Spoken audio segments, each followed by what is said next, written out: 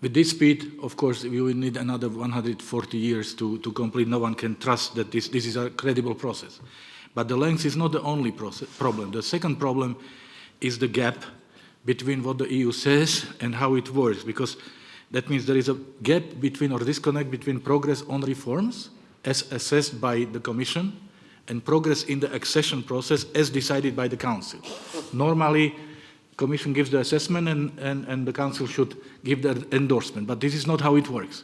When you compare the progress on reforms with the state of the integration, you will find out that Montenegro, that has been in the process since June 2012, is still not in the position that the European Union would say, yes, you will be the next member state. Albania is better prepared today when it comes to the rule of law or independence of judiciary than Serbia. Albania has not started the accession negotiation. North Macedonia today, before starting the process, is equally or better prepared in 23 out of 33 chapters than Montenegro, who is the front runner of the process. EU considers the rule of law chapters fundamentals.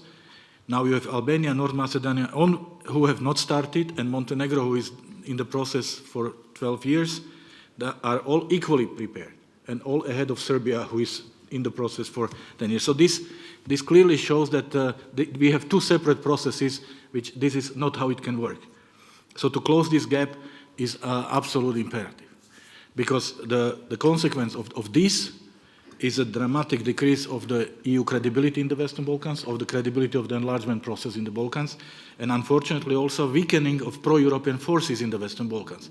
Financial instrument, the growth plan for the Western Balkans, €6 billion, 2 billion in grants, 4 billion in soft loans, to boost the socio-economic development. And third, last March, that means last month, the European Commission published a document which is called a Joint Communication on Pre-Enlargement Reforms and Policy Reviews. And this is the first official document that speaks about gradual integration, which means participation in different European policies before membership. The moment you have completed the process in this chapter or that chapter, you are already invited to be in the room, also with the money that comes with it. And it also says that the reform that Madame Ferro-Waldner spoke about, reform and enlargement will go in parallel. So we will not say reform first and enlargement after, because that would mean never. And the roadmap for this should be produced already this summer, and the policy reviews necessary will start from the beginning of next year. So there is a lot of enthusiasm in Ukraine and Moldova. There is a new commitment in Europe and around Europe. There is very limited resonance in the Western Balkans, as I said.